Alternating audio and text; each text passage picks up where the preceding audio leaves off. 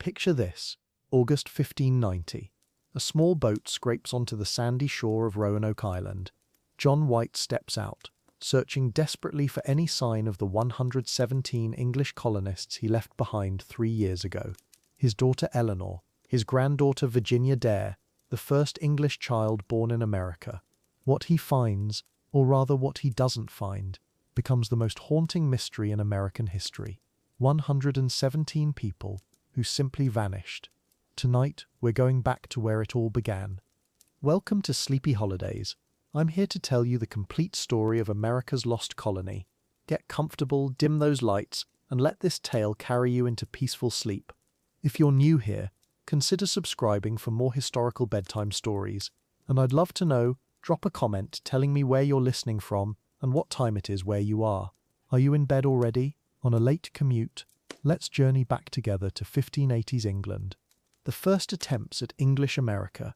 London, 1583.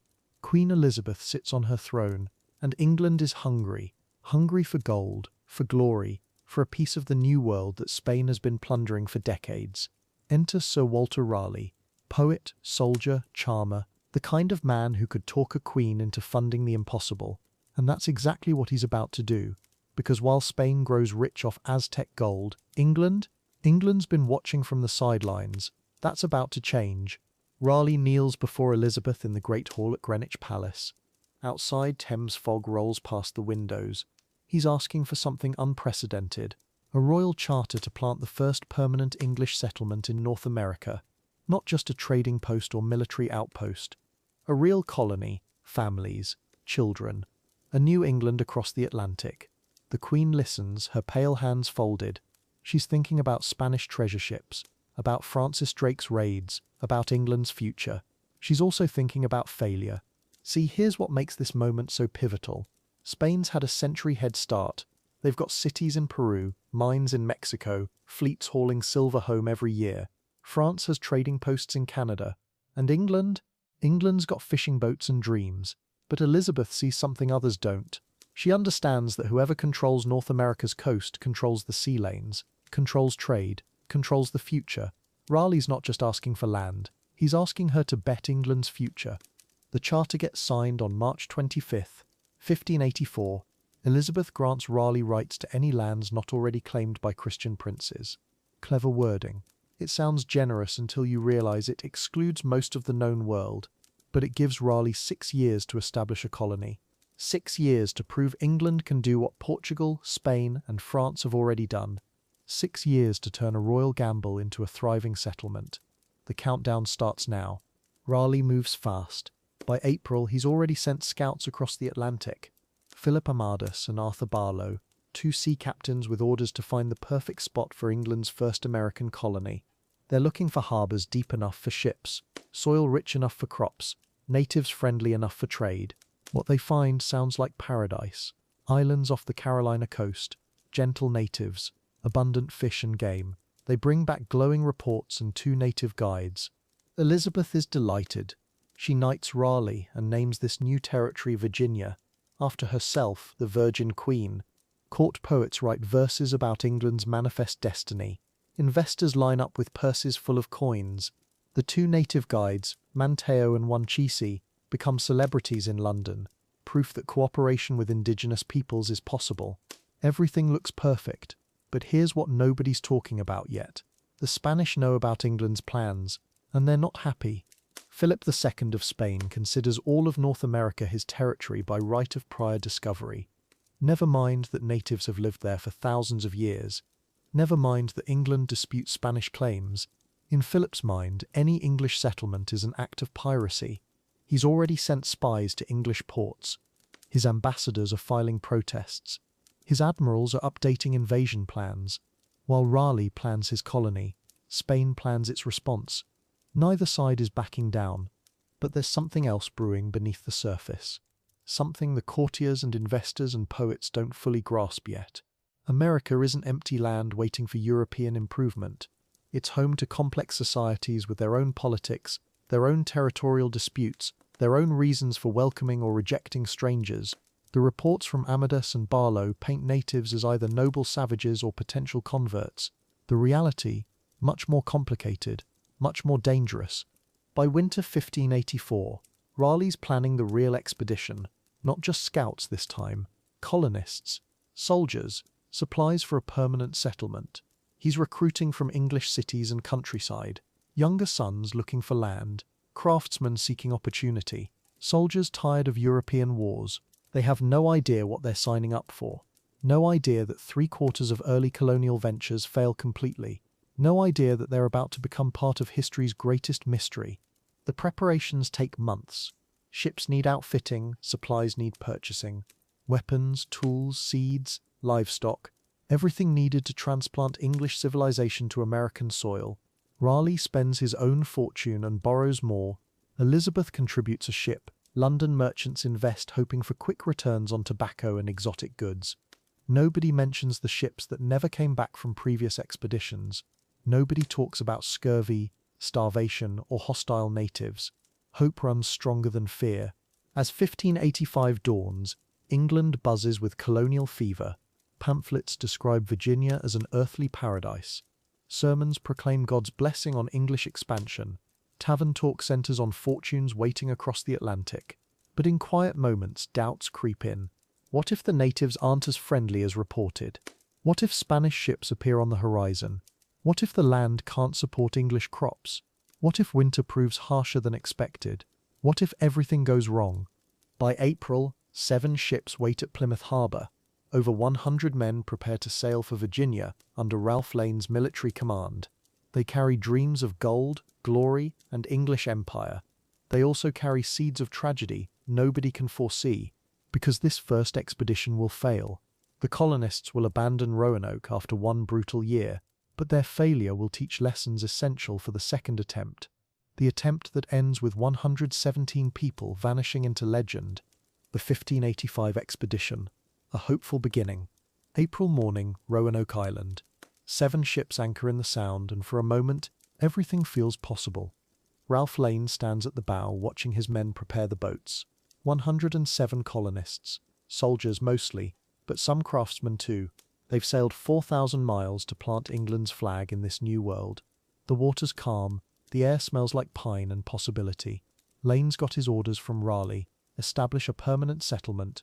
Make England rich. Simple enough, right? The first boat scrapes sand. Thomas Harriot, the mathematician, steps into ankle-deep water and just stares. This is it. America. The shoreline stretches endlessly in both directions. Live oaks twisted by centuries of salt wind. Behind them, dark forest that could hide anything.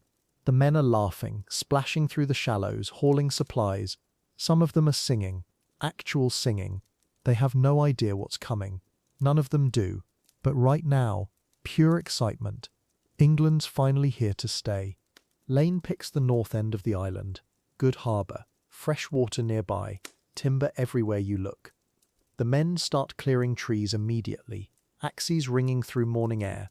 They're building more than a settlement. They're building a statement. England belongs here now. The Spanish have Peru and Mexico. Fine.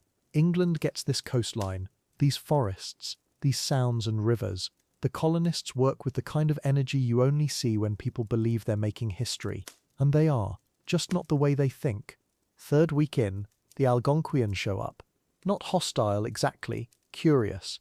Wingina leads the Roanoke tribe from Dasmunkapuke, about 18 miles north. He brings corn, fish, some kind of root vegetable the English can't pronounce. Lane's delighted. Look how easy this is going to be. Trade relationships. Mutual benefit. The natives seem friendly enough.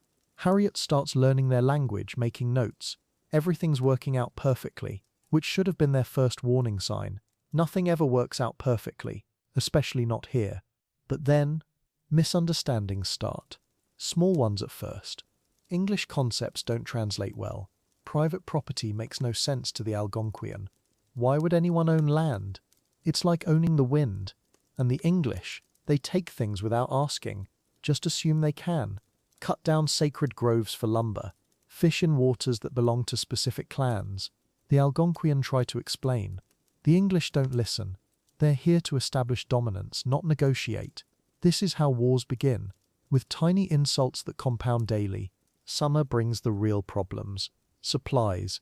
They brought enough food for 6 months, assuming they'd fish and farm successfully by then. Turns out, catching fish in American waters requires different techniques. The soil needs different crops. Everything they know is wrong here.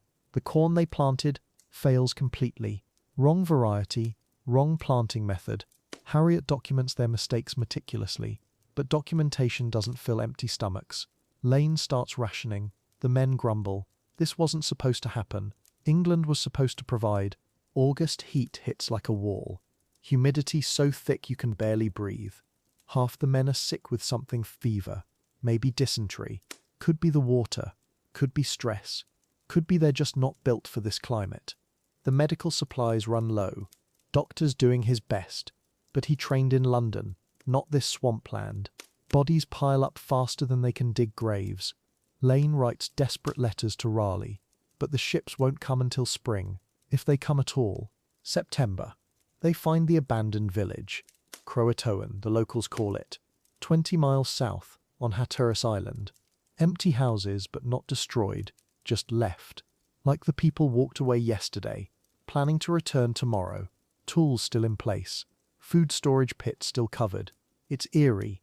Where did everyone go? Disease? War? Simply moved somewhere better? The English poke through abandoned homes like tourists, taking things, making themselves at home in someone else's emptiness. Another bad precedent. Lane orders fort construction. Star-shaped, European style, cannons pointing toward the sound, thick walls, guard towers. It's impressive if you're trying to intimidate someone. The Algonquian watch from the tree line. This isn't a trading post. This isn't a peaceful settlement. This is a military installation, a statement of conquest. The English are here to stay, and they're here to fight if necessary. Wingina starts avoiding the island. His visits become rare, then stop completely. The messages are getting clearer. Winter arrives early. October storms tear through the settlement. Winds that sound like screaming. Rain that finds every gap in their hastily built shelters. The forest becomes their enemy now. Every shadow could hide hostile warriors. Every sound at night. Is that wind or war cries? They post guards constantly. Sleep becomes impossible. Paranoia sets in. Lane starts talking about preemptive strikes against Wingina's people. The soldiers nod along. They're scared, hungry, and homesick. Violence seems easier than diplomacy. Christmas comes and goes unnoticed. No celebration, no feast. Just survival. The optimism that carried them across the Atlantic has burned away completely. These aren't pioneers anymore. They're refugees in their own settlement. Half dead, wholly miserable. The grand plan to establish English dominance in America has become a daily struggle not to die of starvation or disease. Harriet still takes notes, but his entries grow shorter, bleaker. What's the point of documenting failure? They're living it. Spring 1586. 63 men left out of 107. That's a mortality rate no colony can sustain. They're not building a settlement anymore. They're manning a fort in hostile territory, waiting for relief that might never come. Lane knows it. The men know it. Even Harriet stopped pretending to be optimistic in his scientific journals. They've learned what the Spanish learned decades ago. This continent doesn't want Europeans. At least, not these Europeans. Not like this. June brings Francis Drake's fleet, returning from raiding Spanish colonies. Lane practically weeps when he sees those familiar sails. Drake offers passage back to England. The men don't even debate it. They start packing immediately, abandoning the fort, leaving the cannons, taking only what they can carry. 1 year in America has broken them completely. This was supposed to be England's foothold in the New World. Instead, it's becoming England's most expensive failure. But Lane's already planning the next attempt. The ships disappear over the horizon, leaving Roanoke Island empty again. Wind through abandoned buildings, vines already starting to reclaim the cleared ground. Nature erasing English ambition one leaf at a time. But the failure teaches valuable lessons. Next time, families, not soldiers. Farmers, not fortune hunters. A real settlement, not a military outpost. Lane's mistakes become Raleigh's education. And John White, the artist who documented everything, starts sketching plans for a different kind of colony, one that might actually survive. John White's vision, a settlement for families. Here's what made John White different.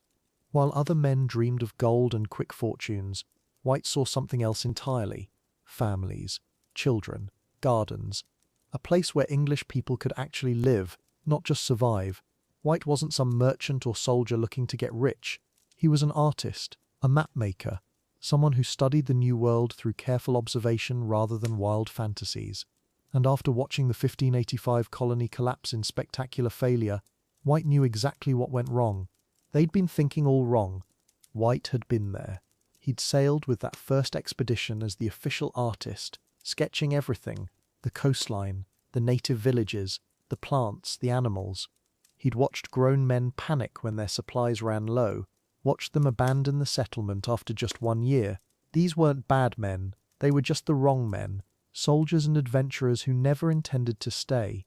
White understood something fundamental that the others missed. You can't build a lasting colony with people who want to leave. You need people with nowhere else to go. That's where families came in. Single men could always sail home when things got tough. But a man with a wife and children, he'd fight for his new home because it was the only home his family had.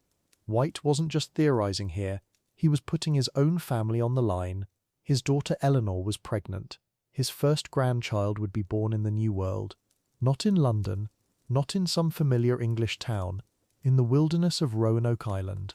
That took a special kind of faith, or maybe desperation.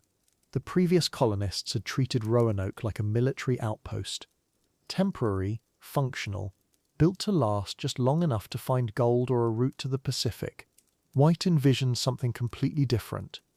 Real houses, not tents or lean-tos, gardens where children could play, workshops where craftsmen could practice their trades, a church, a school, the infrastructure of permanent life. He wanted to transplant an entire English community, roots and all. It sounds simple now, but in 1587, this was revolutionary thinking. Eleanor White represented everything her father was gambling on. 25 years old, married to Ananias Dare, and carrying England's future in her belly. Think about what that meant. She was volunteering to give birth in a place where the nearest English doctor was 3,000 miles away. No midwife who spoke her language. No familiar herbs or remedies. Just faith that somehow this wild coast could become home for her child. That takes courage that's hard to comprehend. Eleanor wasn't just a passenger. She was a pioneer in the truest sense. White's planning was meticulous. Where the 1585 expedition had brought mostly soldiers, White recruited families, farmers, craftsmen, people with skills that built civilizations rather than conquered them. Thomas Stevens, a blacksmith. John Bright, who understood construction. Women who knew how to preserve food, tend gardens, deliver babies. John Jones brought his wife and children. So did Roger Bailey. These weren't desperate people fleeing poverty. They were investing everything in White's vision, betting their lives that permanence was possible, where others had only found failure. What made White such an effective leader? Maybe it was his artist's eye. He saw details others missed. When he'd sketched the Algonquian villages during his first voyage, he'd noticed how they organized their communities, where they placed their fields, how they managed relationships between different tribes. White understood that success in the New World meant more than just surviving the landscape. It meant understanding it, learning from people who'd thrived here for centuries. That set him apart from leaders who saw only obstacles and enemies. The emotional weight of White's decision is staggering when you really think about it. He was asking Eleanor to risk everything for his dream, her life, her unborn child's life, their family's future. But Eleanor believed in her father's vision. Maybe she had to. The alternative was accepting that English people could never make permanent homes in America, that the New World would always belong to someone else. Eleanor's pregnancy became a symbol, proof that English life could take root and flourish in American soil, a living declaration of permanence. White spent months recruiting the right colonists, not just anyone willing to make the voyage, people who shared his long-term vision, families who understood they were saying goodbye to England forever. This wasn't a business venture or military campaign. This was emigration, permanent relocation to a place most English people considered the edge of the civilized world. White needed people who could look at wilderness and see possibility, who could build communities from scratch, who could adapt when their carefully laid plans inevitably went sideways. That's a rare type of person. The supplies White assembled tell the whole story. Previous expeditions packed for exploration or warfare, weapons, trade goods, portable equipment. White's manifest read like someone moving house permanently. Seeds for English vegetables, fruit tree saplings, tools for building houses, not just shelters, livestock, books, musical instruments, even games for children, wedding rings, christening gowns, the kinds of things people carry when they're not planning to come back, when they're building a life, not just surviving an adventure. Every item represented faith in an uncertain future. Eleanor's courage becomes even more remarkable when you consider the medical reality of 1587. Childbirth killed healthy women in London hospitals with trained physicians nearby. Eleanor was volunteering to deliver her first child in a wilderness settlement with no medical infrastructure, no backup plans, just determination and the support of other women who'd made the same impossible choice. Her willingness to risk everything validated White's entire vision. If English children could be born and raised in America, then America could become truly English, home. The community White assembled was remarkable for 16th century standards. Single women like Joyce Archer and Jane Pierce, widows with children, extended families choosing to relocate together, people who decided that whatever America offered had to be better than what they were leaving behind. Not desperate refugees, calculated risk-takers. They looked at reports of failed colonies and hostile natives and disease, and still chose to go. That says something profound about both their circumstances in England and their faith in White's leadership. What White understood that others missed was psychology. Previous expeditions had failed because they were fundamentally temporary, men counting days until they could return to real life. White's colonists had no real life to return to. Roanoke was their real life, their only life. When problems arose, and they would, these families couldn't just abandon the settlement. They'd have to solve problems instead of escaping them, build relationships instead of demanding submission, adapt instead of conquering. That changed everything about how colonies could work. By spring 1587, White's vision was becoming reality. 17 women, 9 children, families willing to bet everything on the possibility that English civilization could take permanent root in American soil. Eleanor's pregnancy, advancing with each passing month, a living symbol of the faith that drove them all. They weren't just crossing the Atlantic, they were crossing into an unknown future where success meant never going back, where home would be whatever they could build together in the wilderness. That dream would soon face its ultimate test. The settlement of 1587, a land of promise and peril. July 1587, 3 ships anchor off Roanoke Island. But this time is different. 117 souls step onto that sandy shore. Not soldiers this time. Families, pregnant women, children clutching wooden dolls. John White watches them wade through the surf, and he sees something the 1585 expedition never had: hope. Real, tangible hope. Because these people, they didn't come to explore or raid or get rich quick. They came to stay, to build, to call this place home.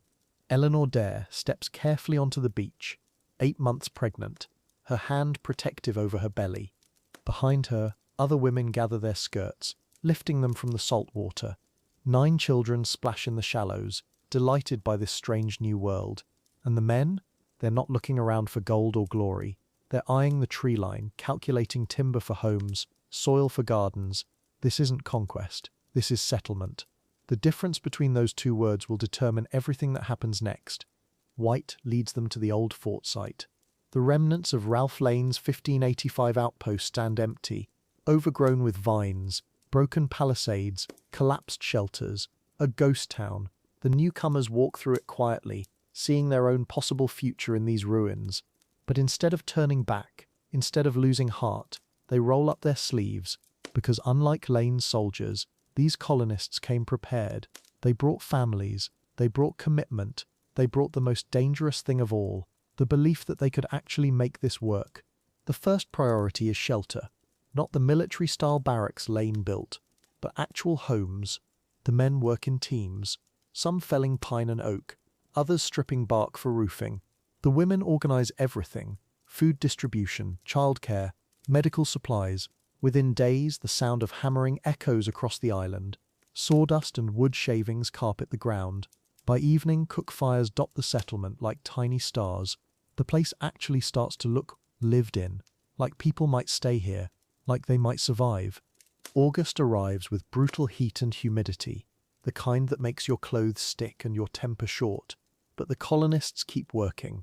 They've cleared fields for corn, beans, squash, the Native American crops that actually grow here. Unlike the English grains they tried first, each day, more structures rise, a communal storehouse, individual family dwellings, even a small chapel.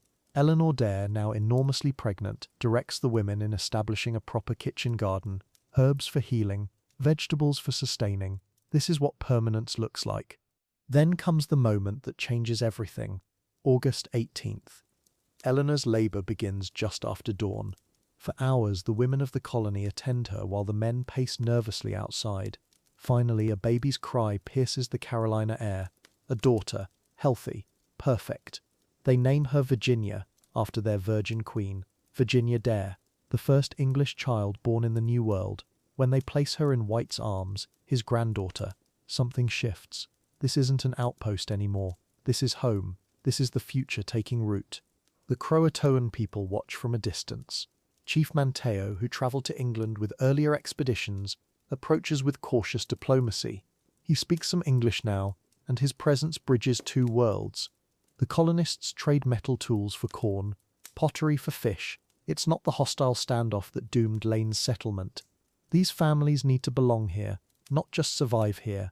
And slowly, carefully, some of the native children start playing with some of the English children. A tentative peace takes shape. September brings harvest time. The corn stands tall, ready for gathering. The beans have climbed their stalks. Squash vines sprawl across cleared ground heavy with fruit. For the first time since landing, real abundance seems possible. The colonists work sunrise to sunset, storing provisions for winter. Smoke rises from drying fish, meat curing in salt, root vegetables buried in sand pits. They're actually doing it, creating sustainability, building a future. The settlement buzzes with purposeful energy, with genuine hope. But underneath the optimism, shadows linger. The failed 1585 colony haunts every decision. Will the supply ships return from England? Can they really survive a Carolina winter? The men check and recheck their weapons. The women inventory medicine, count blankets. Everyone remembers Lane's stories: starvation, disease, hostile tribes. Those fears haven't disappeared. They've just been buried under hard work and determination. Every sunset brings the same question. Are we strong enough, smart enough, lucky enough to succeed where others failed? October. The settlement has taken real shape.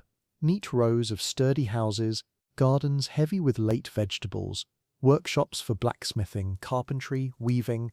Children run between the buildings, their laughter mixing with the sounds of daily life. Hammering, chopping, conversations in English, and broken Algonquian. This looks like a place people live, not just survive. White walks the growing community each evening, checking progress, solving problems. His daughter rocks baby Virginia to sleep. This feels permanent, like they've actually done the impossible. Then, reality intrudes. The supply ships that should have returned by now haven't. Food stores that looked abundant in September look less certain in October. Winter approaches with its unknown challenges. The colonists gather for meetings, voices low, faces serious. How long can they wait? How much can they stretch their provisions? White faces an impossible choice. Someone must return to England to bring supplies. But who can they spare? Who has the authority to demand help? The governor, John White himself. The debate tears the colony apart. White wants to stay. These are his people, his family.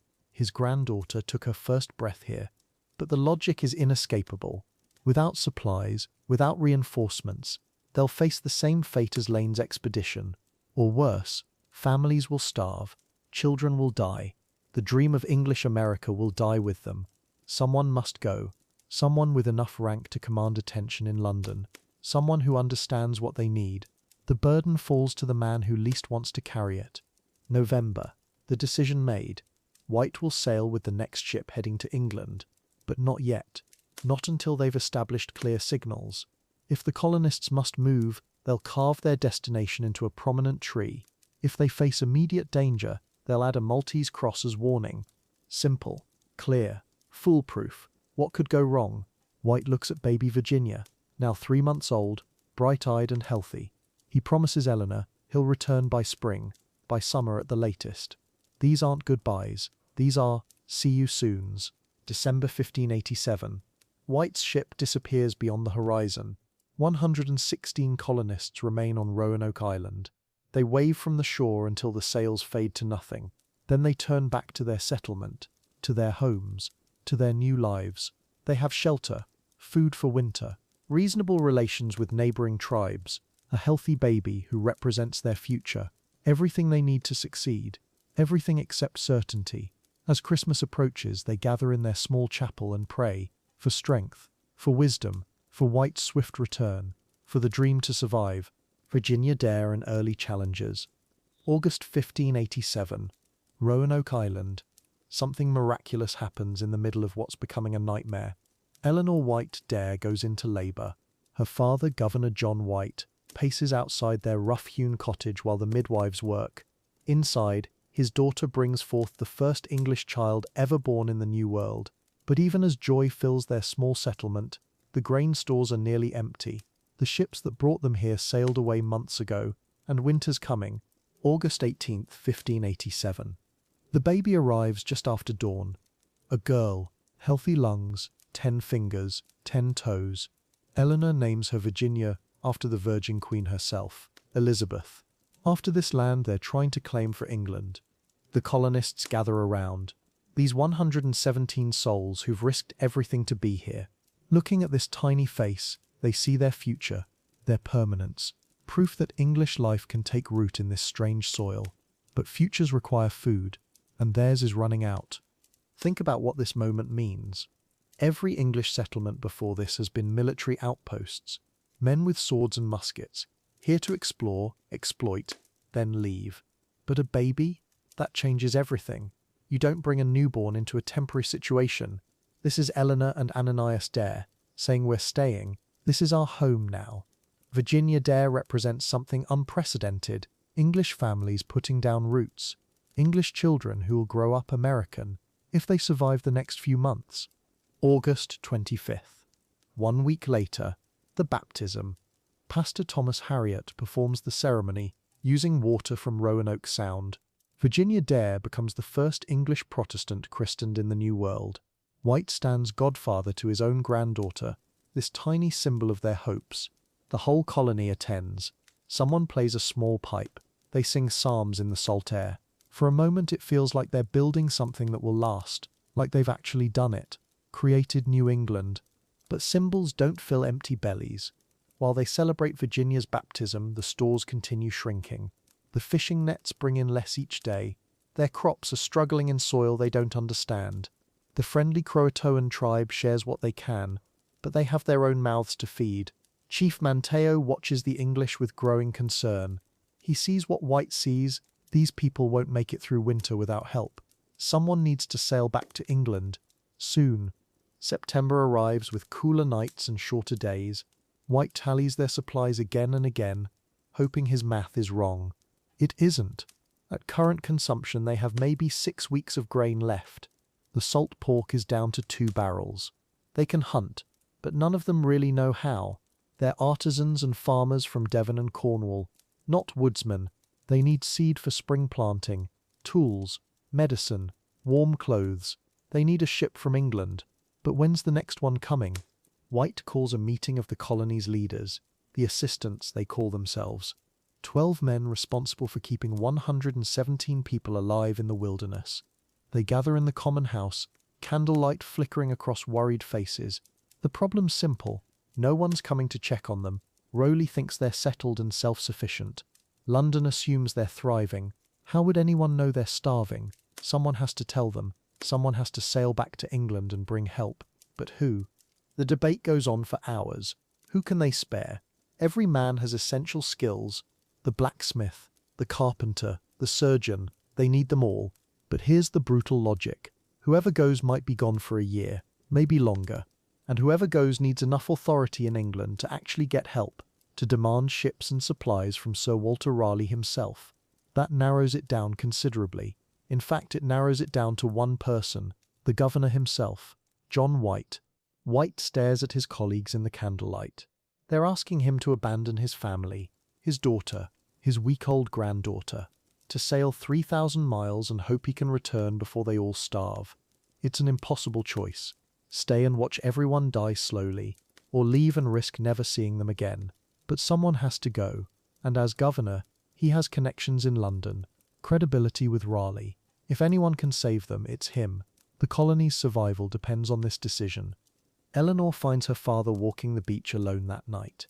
She knows what the assistants discussed, knows the burden they've placed on him. Father and daughter stand in moonlight, waves lapping at their feet. She's nursing baby Virginia under her cloak. 3 generations of the White family, possibly facing permanent separation. Eleanor tells him what he already knows but needs to hear. Go, save the colony. We'll hold things together until you return. But her voice breaks on that last word. Return. The next morning, White announces his decision.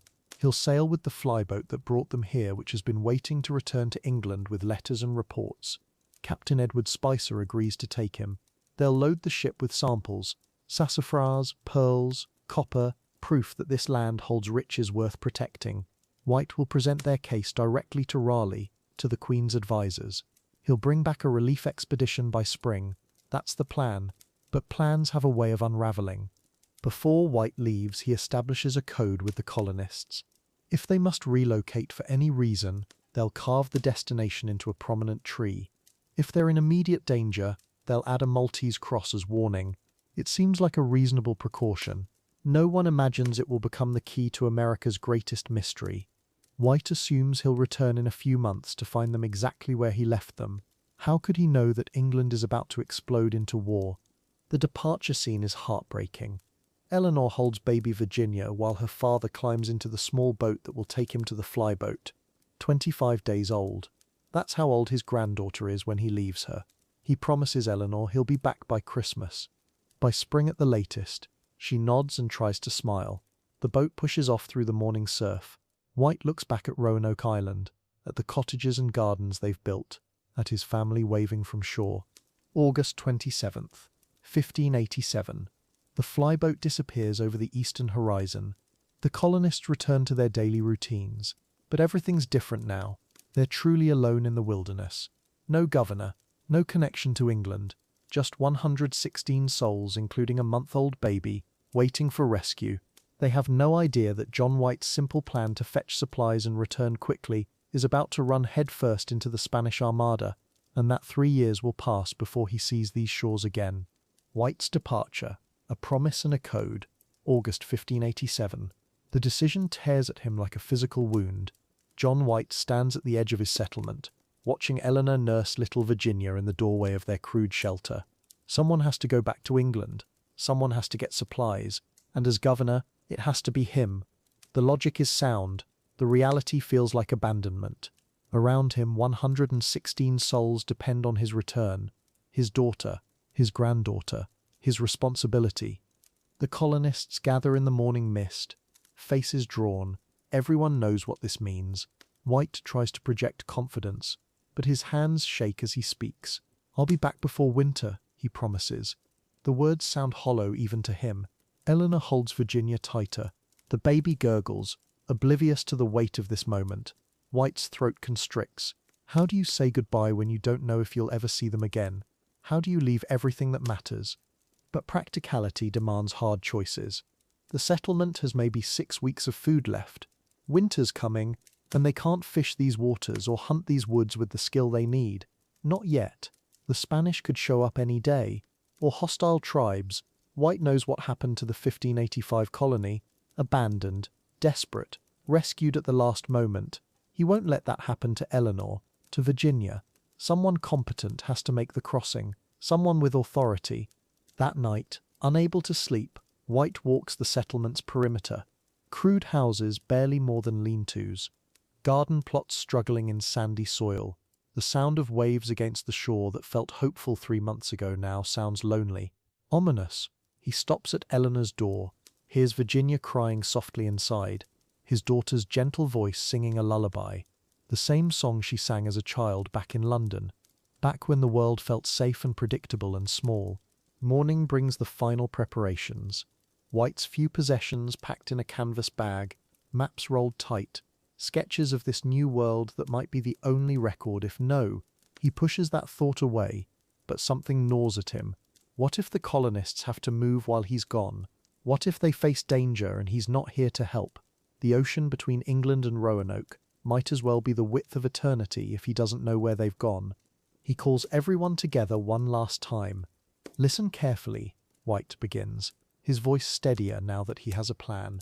"If you need to leave this place for any reason, if food runs short, if there's trouble with the tribes, if the Spanish come, carve your destination into a tree. Make the letters deep, clear, where you've gone." The colonists nod. Simple enough, but White isn't finished. There's more they need to know, a way to signal danger. White picks up a piece of charcoal, draws a symbol in the dirt, a cross with 4 equal arms, the ends flared, a Maltese cross.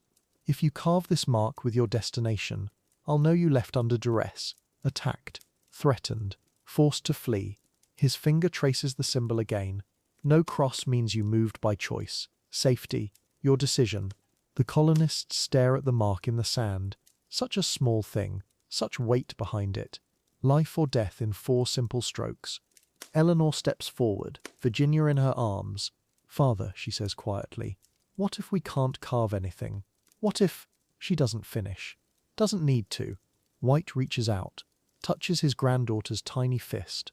"Then I'll search every island, every river mouth, every native village until I find you." His voice cracks slightly. "I'll turn over every stone in this new world if I have to." Eleanor nods, tries to smile. Neither of them quite believes it's that simple. The boat waits at the shoreline.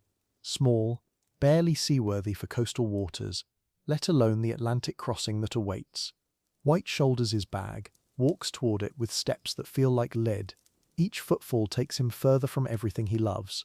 Behind him, the settlement watches in silence. Eleanor follows, still holding Virginia. At the water's edge, she stops. "Father," just that. One word containing everything that can't be said. All the fear and hope and desperate love. White turns back one final time, takes in every detail like he's memorizing a painting. The rough-hewn houses, smoke rising from morning cooking fires, children playing between the gardens. Eleanor's face, brave and terrified. Virginia's dark eyes, that already seem to hold too much wisdom for such a tiny soul.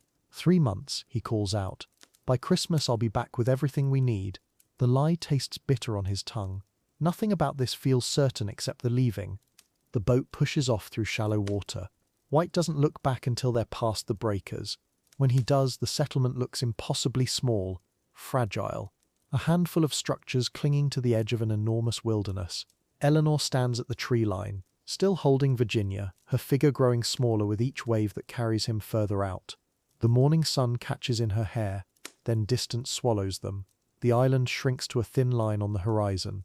Hours pass in silence except for the creak of rigging and splash of waves against the hull. White sits in the stern, watching Roanoke disappear completely.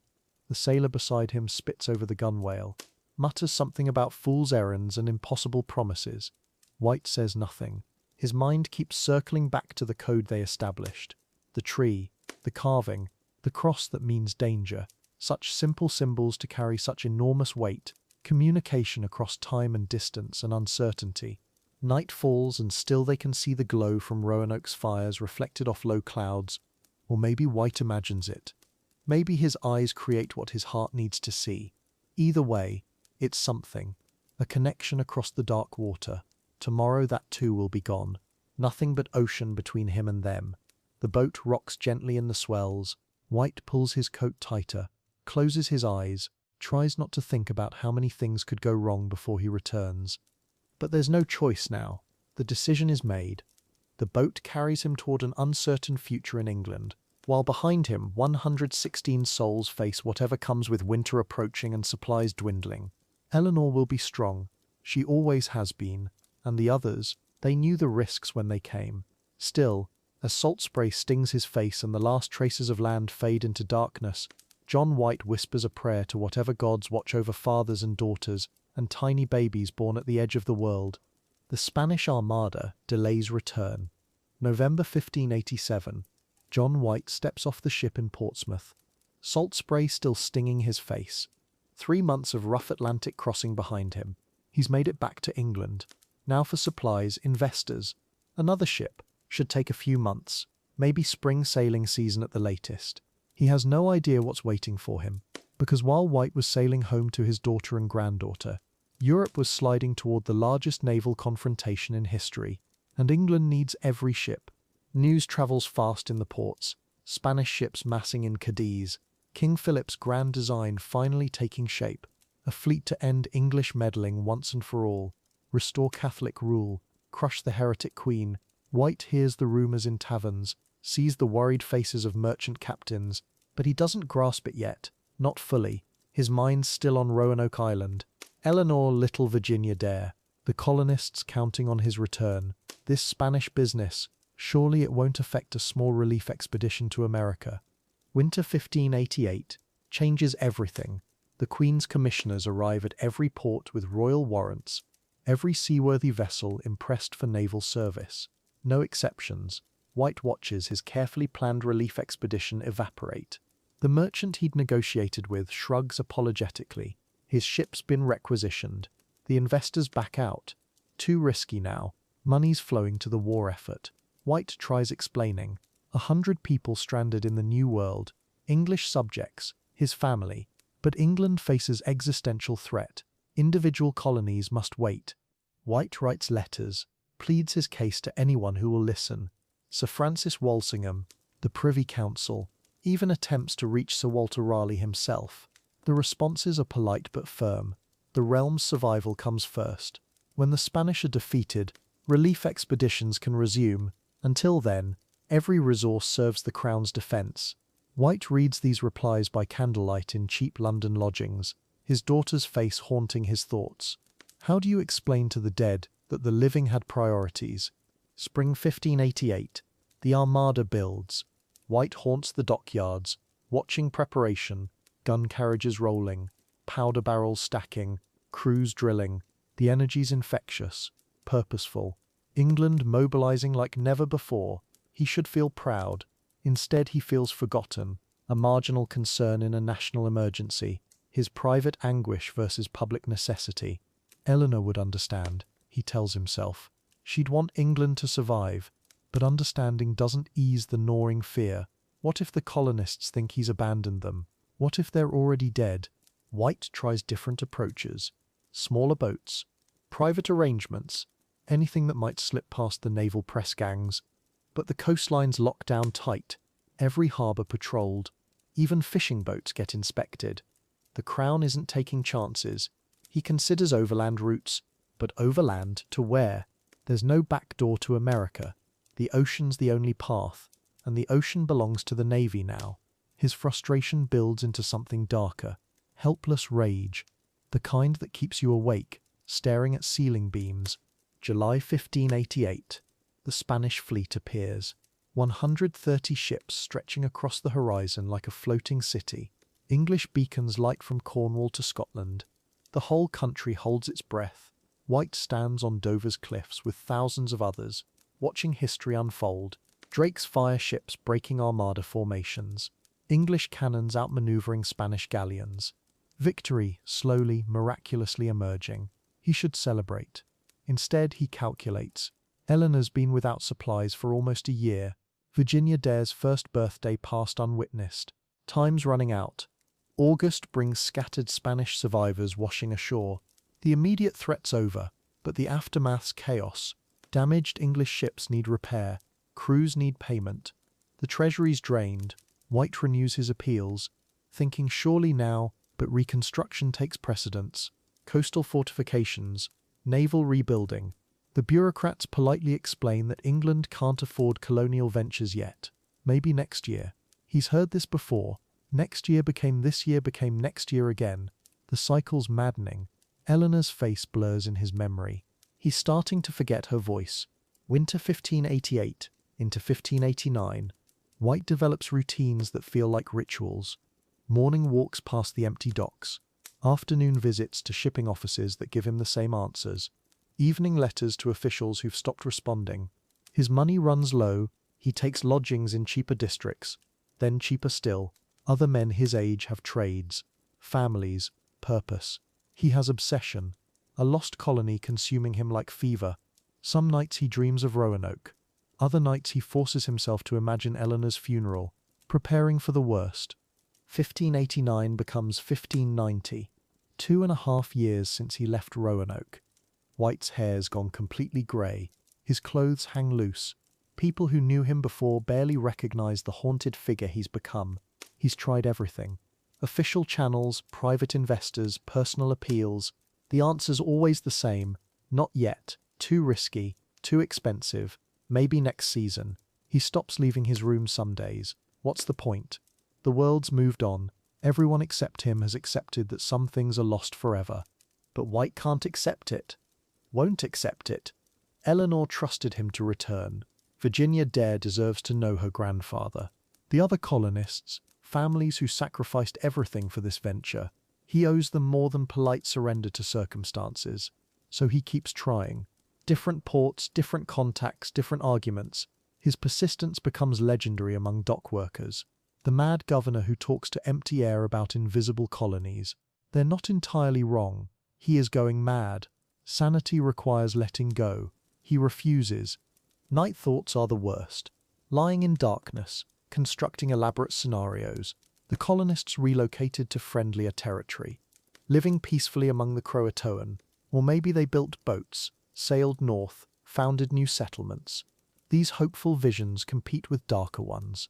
Spanish raids, native attacks, starvation, disease, Eleanor watching Virginia waste away, wondering why her father never returned. The not knowing's torture. Definite tragedy would hurt less than infinite possibility. At least grief has stages. This suspended terror has no resolution. White understands the logic. National survival trumps individual obligation. The Spanish Armada threatened English civilization itself.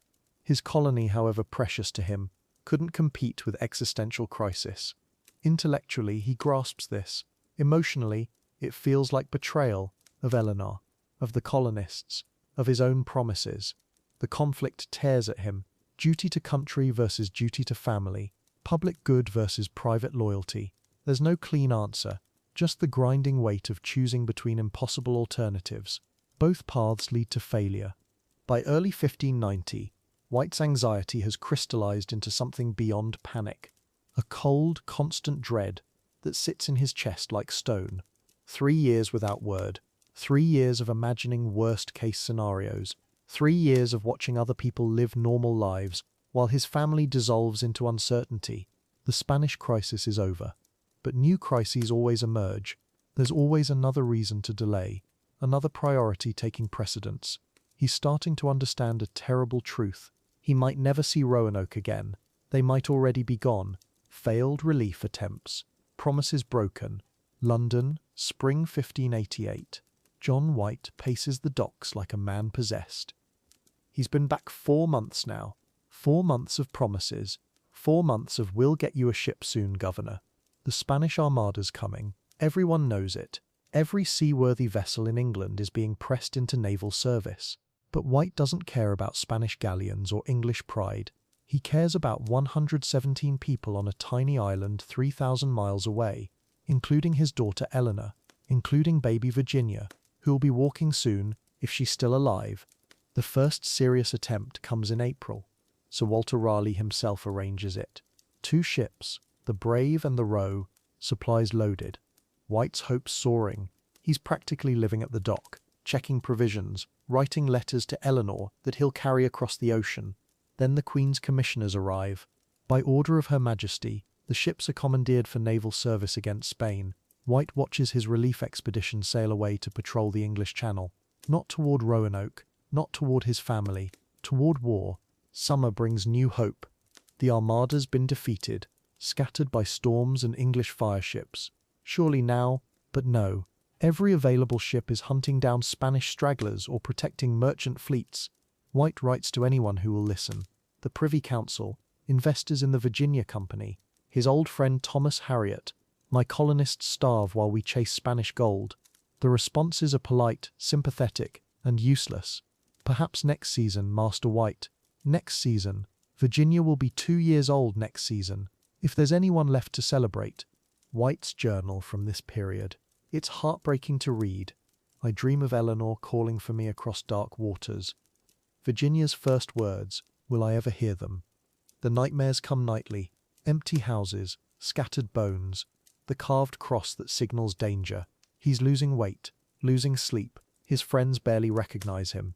This man who once painted delicate watercolors of New World birds now shakes when he tries to hold a brush.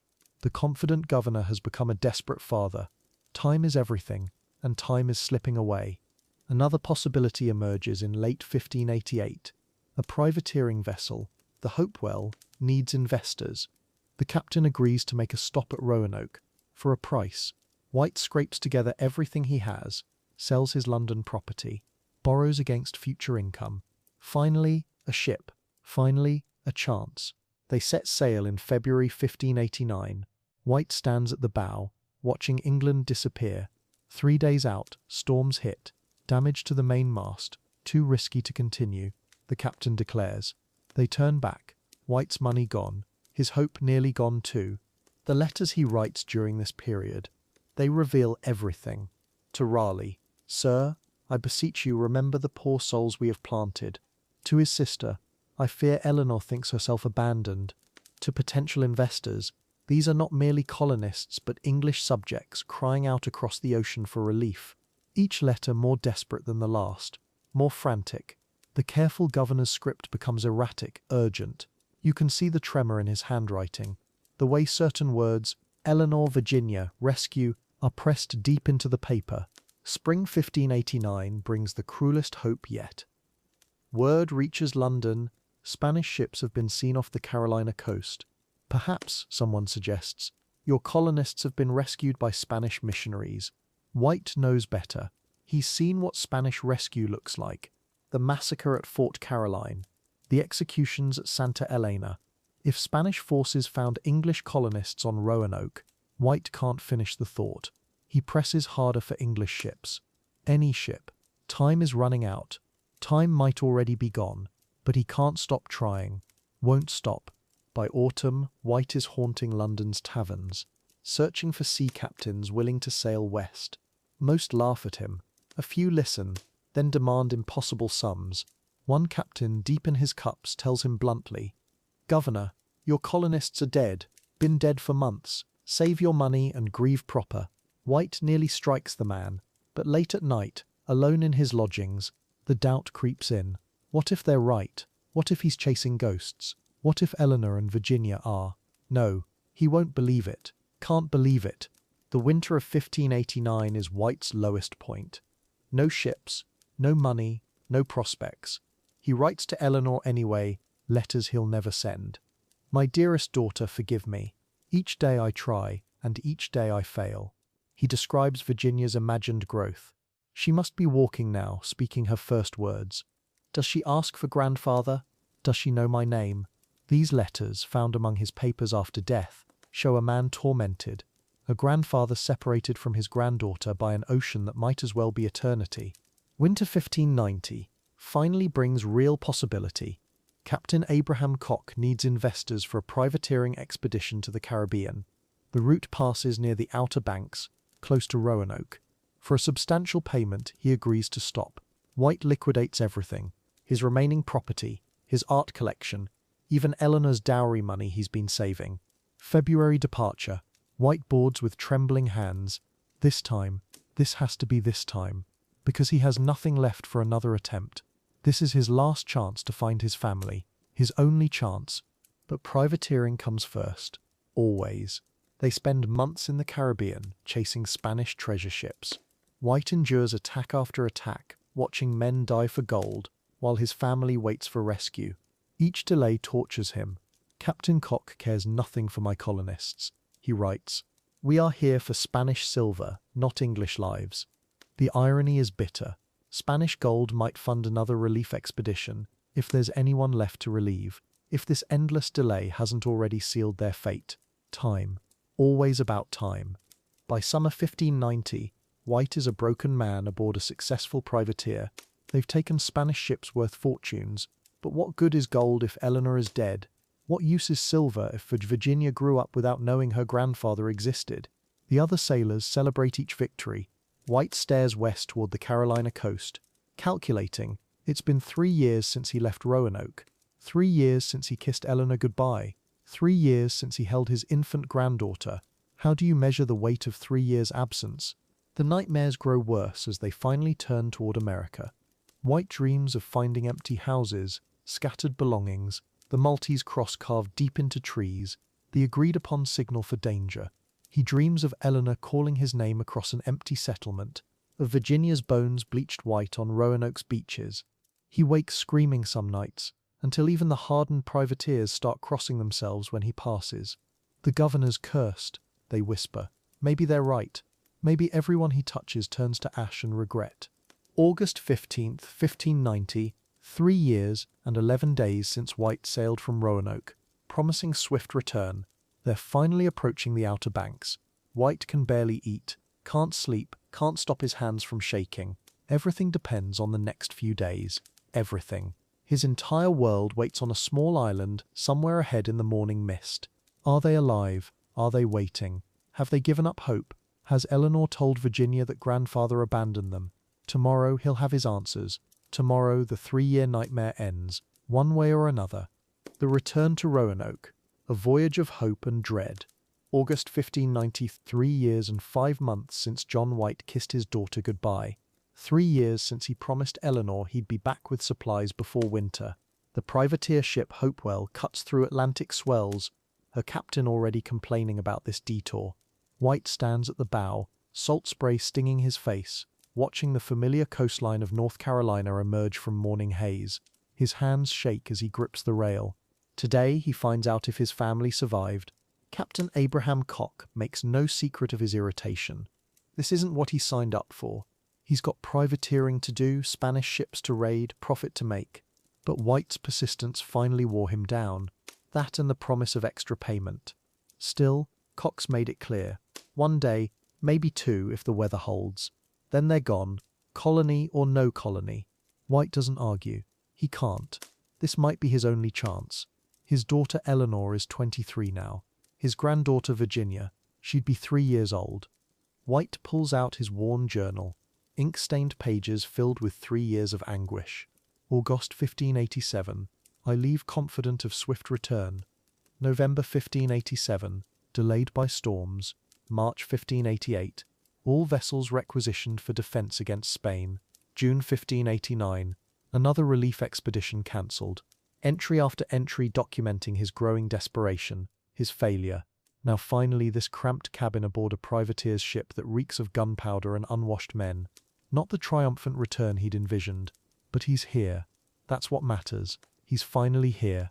The Outer Banks appear through morning mist. White recognizes every inlet, every sandbar. He mapped these waters himself back in 1585, drew them by hand, measured the depths. But everything looks smaller somehow, less significant. 3 years in England, begging for ships, for supplies, for anyone to care about 117 people stranded in the wilderness. It changes your perspective, makes you realize how vast the ocean really is, how tiny these barrier islands seem against all that blue, how easy it would be for people to just disappear. His stomach churns, not from seasickness, from possibilities. Best case. They're all there, thriving. Eleanor tends a garden. Virginia runs through tall grass, speaking her first clear sentences. The settlement has grown, maybe doubled. Worst case. He pushes the thought away. But it comes back. Always comes back. Winter of 1587. No supplies. No contact with friendly natives. Disease. Starvation. Spanish raiders. White's seen what happens to isolated settlements. He's studied the reports from failed colonies. He knows the statistics. Most don't make it past the first winter. Captain Cock shouts orders to reef the sails. They're close enough now to see individual trees on Roanoke Island. White strains his eyes, searching for smoke from cooking fires, for movement, for any sign of human activity. The other crew members steal glances at him. They know the story. Everyone knows about the Lost Colony by now. Word spreads fast among sailors. Some bet among themselves whether they'll find anyone alive. White pretends not to hear their whispered wagers. He's got his own bets riding on this. Everything he has left. He remembers Eleanor's face that morning he left. 20 years old, holding baby Virginia, trying to be brave. Bring us back some decent cloth, she'd said, and maybe some sugar. Virginia should taste something sweet. Such simple requests. He'd promised her the world. Ships full of supplies, regular contact with England, a thriving trade relationship. Instead, he'd delivered 3 years of silence. 3 years of his daughter wondering if her father had simply forgotten them. If England had written off their little experiment and moved on to more promising ventures. The shoreline draws closer. White can make out the beach where they landed in 1587, where he said goodbye. The sand looks the same, wind-sculpted dunes, seagrass bending in salt breeze. But where are the fishing boats? Where are the lookouts? Any proper settlement would have people watching the water, scanning for supply ships, for threats, for anything breaking the monotony of endless ocean. The silence worries him more than he wants to admit. Settlements make noise. People make noise. This feels too quiet, too still, too empty. White's journal entry from that morning. My heart pounds as we approach. I have rehearsed this moment 1,000 times. What words will I use to explain my absence? How do I justify 3 years of silence? How do I tell my daughter that England forgot about us the moment the Spanish Armada appeared on the horizon? His handwriting shakes more with each line. Please, God, let them be alive. Let them be whole. Let there be something left to save. The ink blots where tears have fallen. Unthinkable to show such weakness to the crew. Captain Cock orders the anchor dropped in shallow water. They'll row the final distance to shore. Standard procedure when approaching unknown territory. But this isn't unknown to White.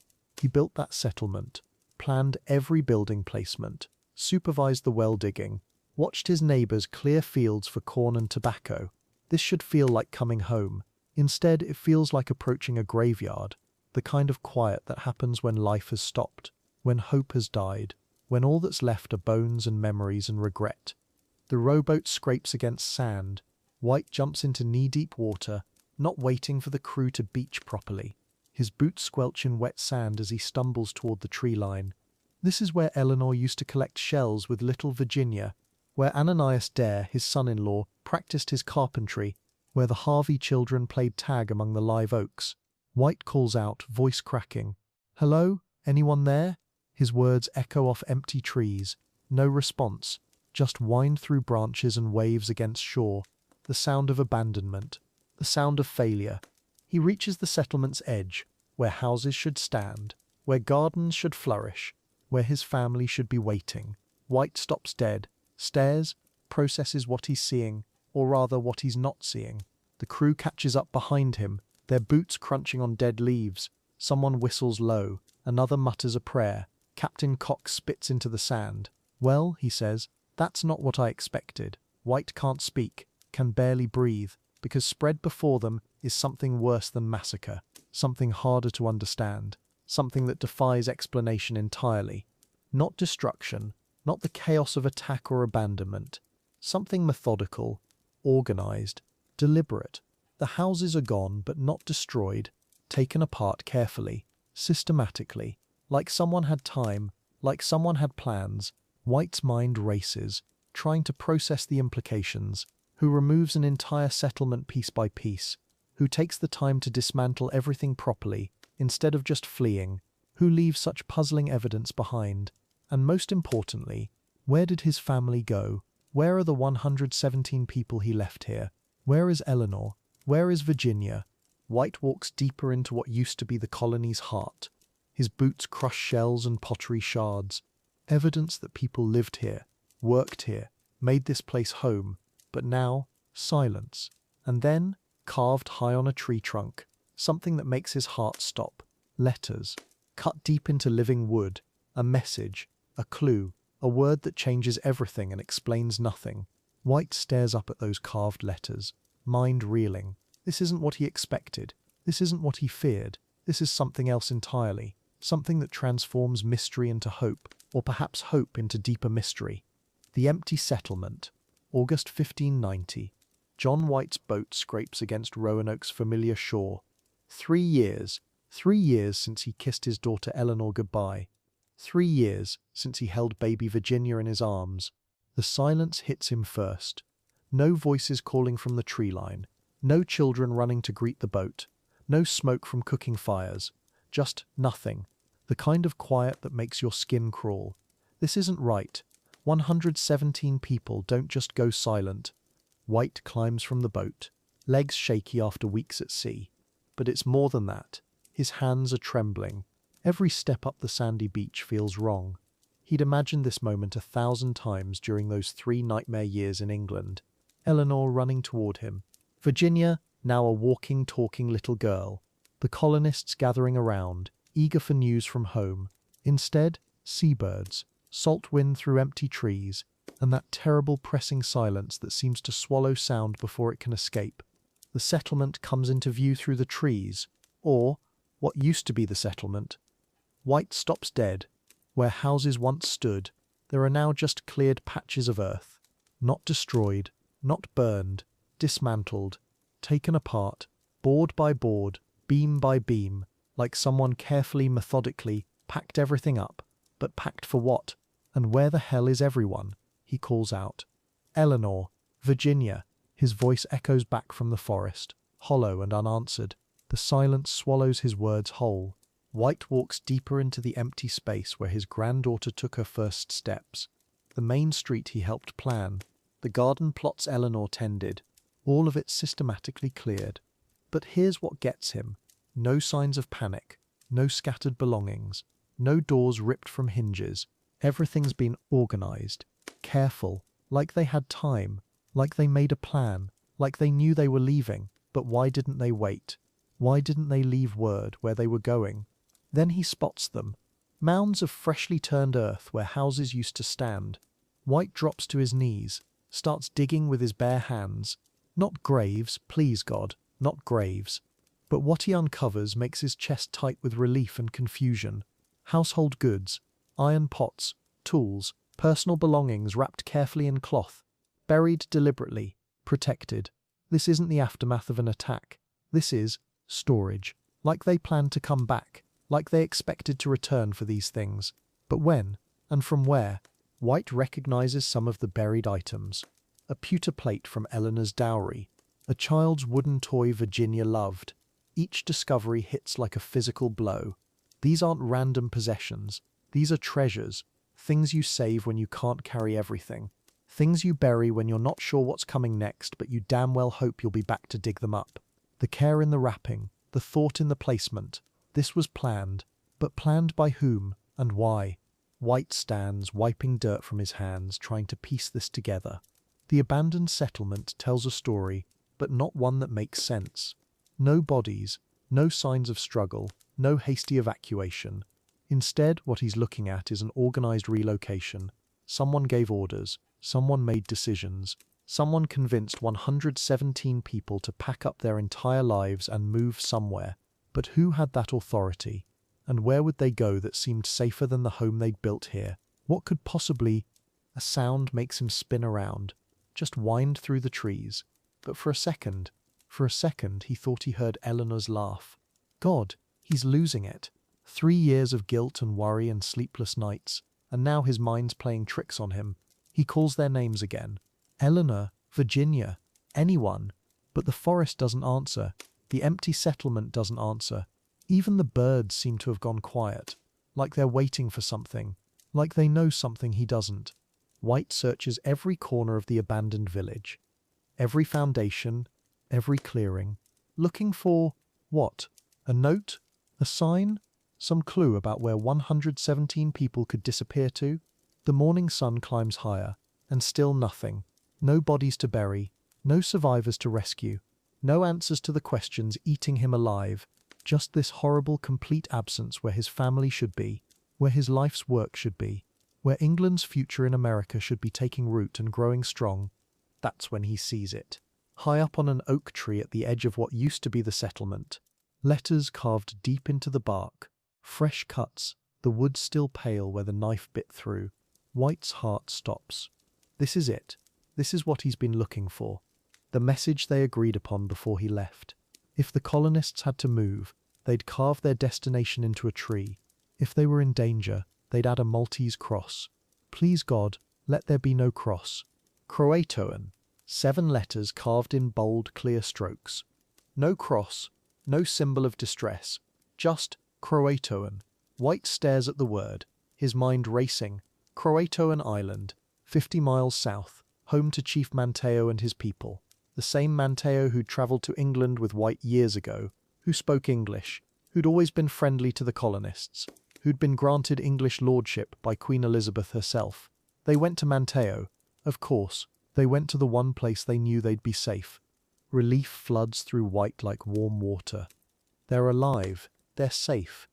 Eleanor's alive. Virginia's alive. All of them living with Manteo's people on Croatoan Island. It makes perfect sense. Supplies running low, White delayed year after year, winter coming. Why stay here and starve when you could join a thriving community 50 miles away? Smart, practical, exactly what White would have advised if he'd been here. But why didn't they leave more specific instructions? Why just the one word? Why make him guess? White touches the carved letters, tracing each one with his finger. The bark is rough, the cuts deep. Whoever carved this wanted to make sure it lasted, wanted to make sure he'd find it. But as the relief fades, questions creep back in. When did they leave? How long have they been gone? Are they still on Croatoan, or have they moved again? And why? Why does this empty settlement feel so final? Like they knew they weren't coming back. Like they were saying goodbye to this place forever. Standing in the ruins of his daughter's home, White feels the weight of 3 lost years pressing down on him. The silence that seemed so wrong when he first arrived now feels different, not empty, expectant. Like the forest is holding its breath, waiting to see what he'll do next. 117 people vanished into the American wilderness, leaving behind only buried treasures and a single word carved into a tree, Croato, the answer to where they went. But somehow it feels like the mystery is just beginning. White stares at the carved letters, Croatoan. His mind races through possibilities, through memories of previous expeditions. Wait, he knows this word, not just any random marking left by desperate colonists.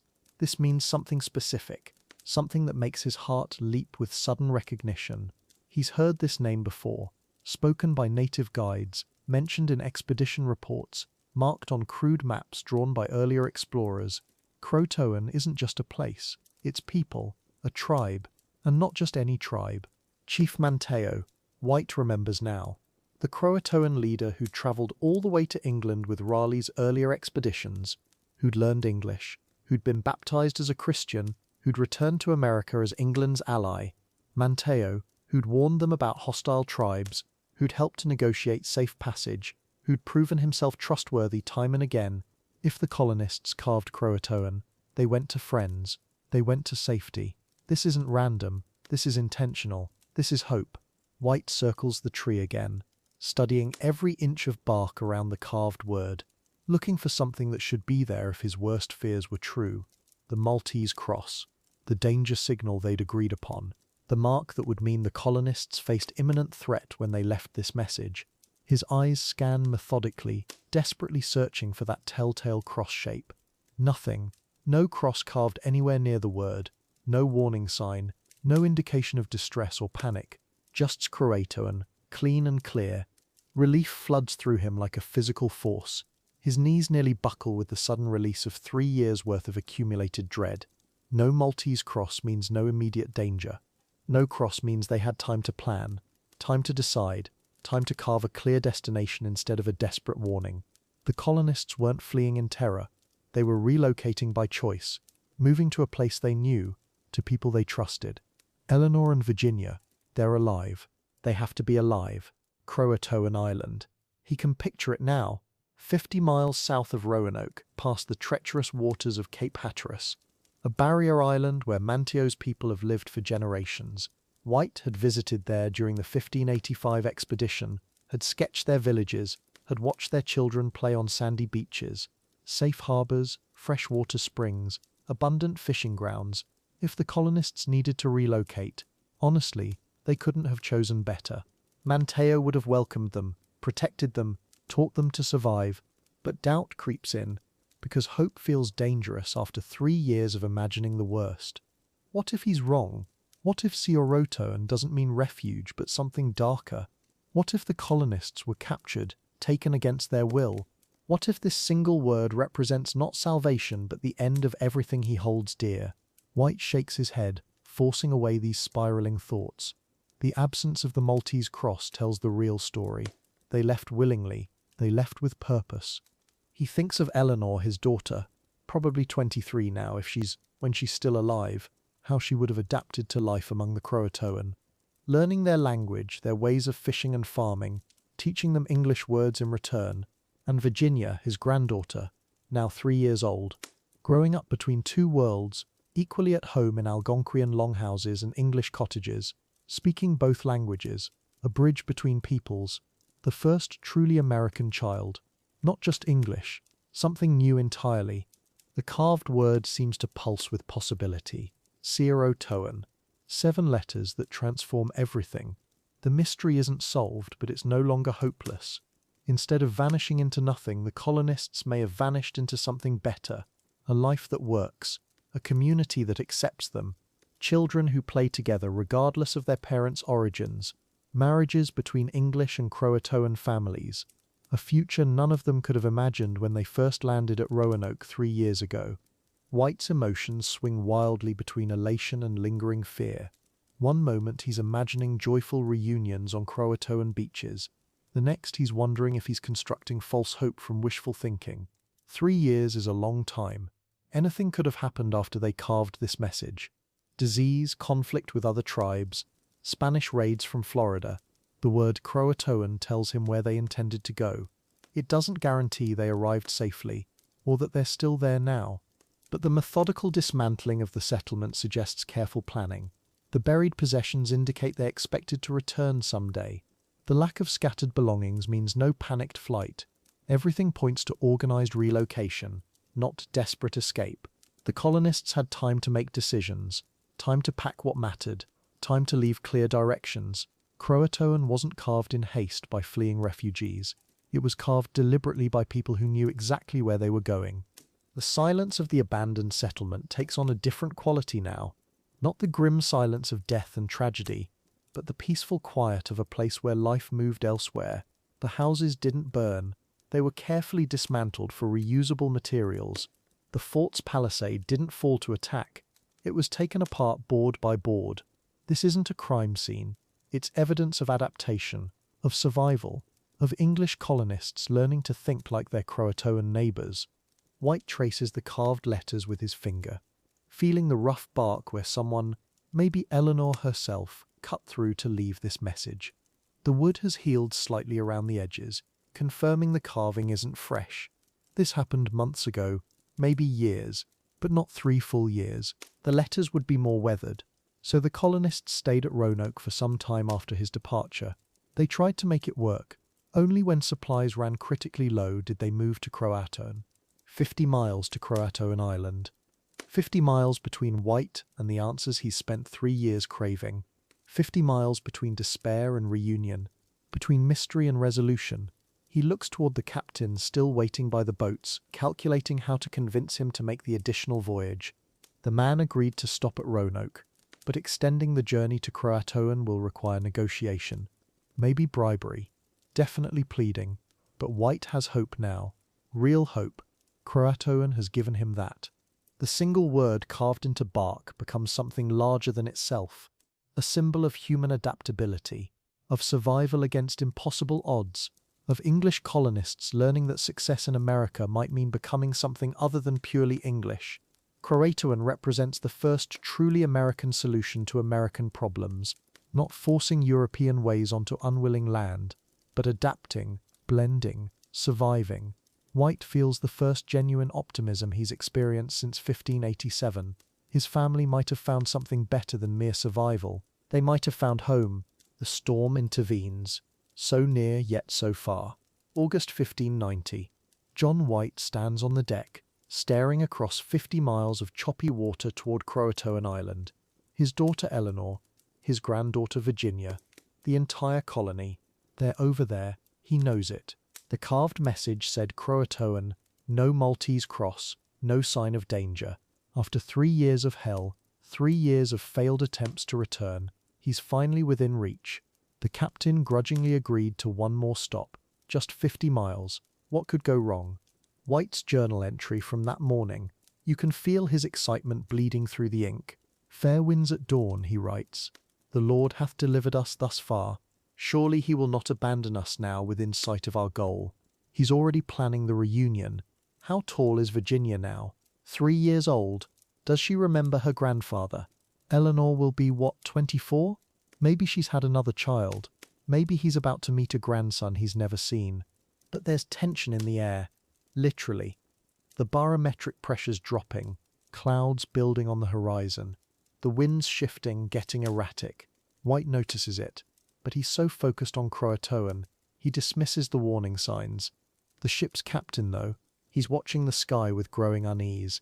These privateers, they read weather like a book. And this book's about to get violent. The kind of violent that kills ships and everyone on them. By noon, the wind's picking up serious strength. Whitecaps everywhere. The ship's rolling harder, pitching into the swells. Whiteclend pleads with the captain. It's only 50 miles, he keeps saying. But 50 miles in a building storm, that might as well be 500. The captain's shaking his head. Not today, Governor. Not in this. White can see Croatoan Island on the horizon. Right there, tantalizingly close. His family's waiting. After 3 years, he's this close. The storm hits like God's own fist. Wind screaming through the rigging, waves crashing over the deck, men scrambling to secure anything loose, the ship lurching so violently that standing becomes impossible, and White's clinging to the rail, watching Croatoan Island disappear behind sheets of driving rain. His journal from that day, the handwriting's shaky, desperate. The very elements conspire against me, he writes. So near, so impossibly near. Think about the psychology here. White's been carrying this weight for 3 years, every night wondering if his daughter's alive, if his granddaughter's safe, if the colonists are starving, or worse. The carved message gave him hope. Croatoan meant safety. It meant Chief Manteo's people. It meant answers. And now, with those answers literally on the horizon, nature says no. The storm's not just weather. It's personal. It's cruel. The captain's shouting orders to run for deeper water. Get away from the coast before they're driven onto the shoals. The crew's fighting to get the ship turned around. And White's having a breakdown. You can hear it in his journal. I am undone, he writes. 3 years of waiting, 3 years of hope. And now when Providence hath brought me within sight of my beloved family, the heavens themselves deny me. The storm lasts 18 hours. 18 hours of White being thrown around the cabin, seasick, desperate, writing furiously in his journal between waves. Eleanor, he writes. My dear Eleanor, can you see this storm from your island? Do you know your father is so near? Do you wait for me still? His ink smearing from the ship's motion, pages getting damp, but he keeps writing. It's all he can do. When the storm finally breaks, they're blown 60 miles offshore. The captain surveys the damage. Torn sails, damaged rigging, 2 crew members injured. The ship's taken a beating, and they're in no condition for coastal navigation. We head for England, the captain declares. White begs, literally begs, offers everything he has, his land grants, his savings, his life's work. The captain won't budge. I'm sorry, Governor. We nearly died out there. That night, White writes the most heartbreaking entry in his journal. I have failed them all. Eleanor, my darling daughter. Virginia, my precious granddaughter. The 117 souls I swore to protect and return to. They are but 50 miles distant, and I am as powerless to reach them as if they were on the moon itself. God forgive me. I have failed in my sacred duty. The irony's devastating. White came back from England thinking the hardest part was over. He'd survived the Spanish Armada, found a ship willing to make the crossing, reached Roanoke, found the Croatoan message, all the pieces falling into place. And then, weather. Simple, brutal weather. The kind of storm that happens every late summer along the Outer Banks. Random, indifferent, completely natural, and completely catastrophic for White's hopes. As they sail back toward England, White spends hours at the stern rail, staring back toward the American coast, toward Croatoan Island. The weather's clear now, perfect sailing weather. His family's over there somewhere. Maybe Eleanor's standing on the beach, watching ships on the horizon.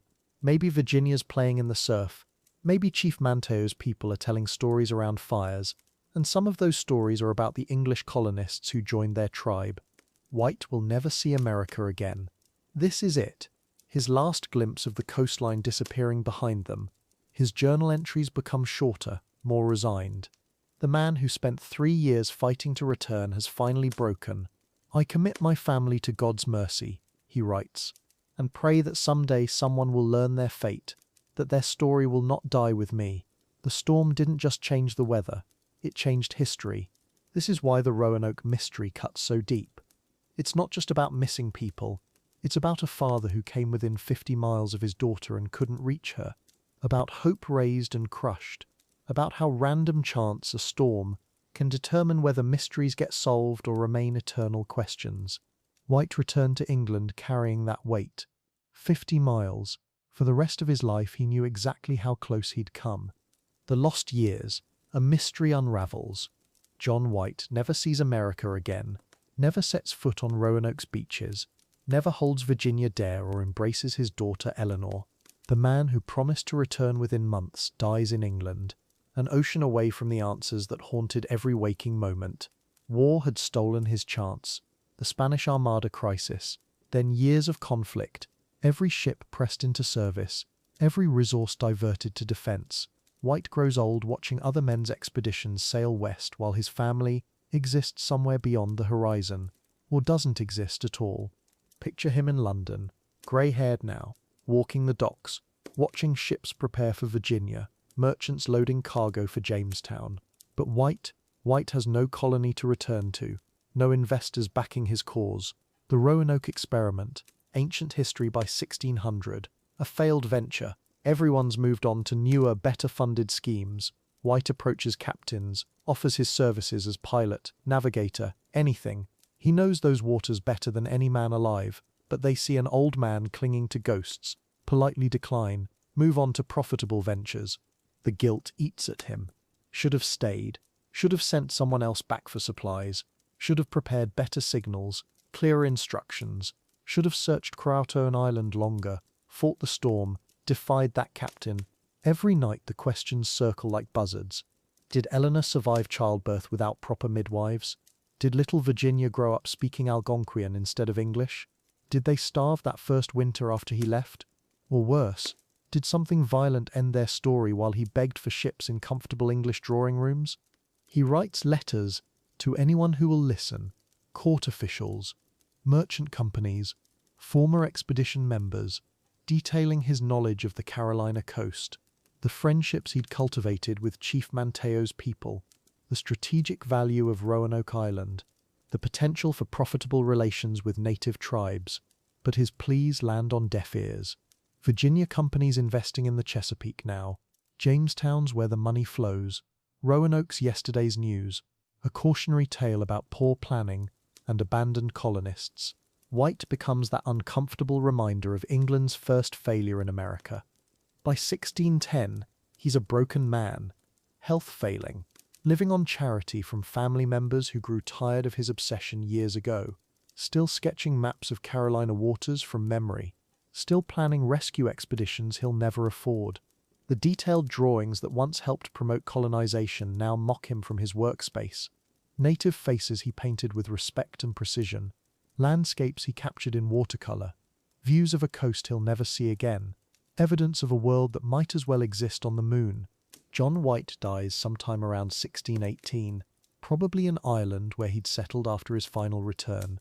No grand funeral, no commemoration of his contributions to New World exploration. His will mentions the colony briefly, pathetically, still hoping someone might continue the search, still believing answers exist somewhere in Carolina's pine forests and salt marshes. He dies without knowing his granddaughter's fate, without learning whether Eleanor survived, without understanding that Croatoan message he'd spotted carved into that oak tree, dies with the weight of 117 lives on his conscience. And the colonists, if they survived White's departure, they left no written record, No letters home, no journal entries, no carved messages beyond that single word. Think about that silence. 117 people vanishing without a trace of English literacy.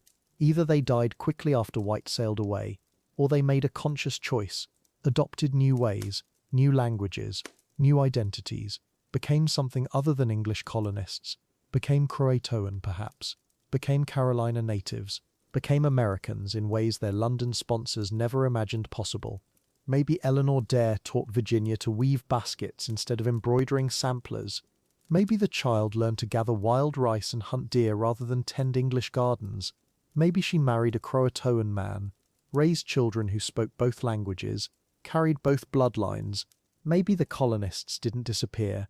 Maybe they evolved, transformed from struggling English transplants into successful coastal residents, found abundance where they'd known scarcity, found acceptance where they'd faced hostility, found home where they'd felt lost. But without evidence, we're left with imagination.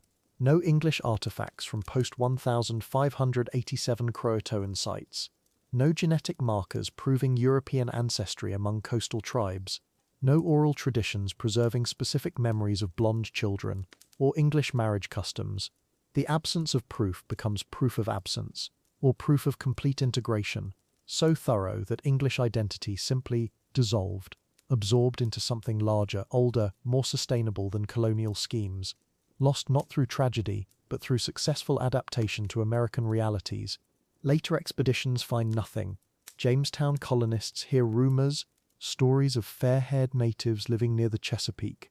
English words mixed into tribal vocabularies.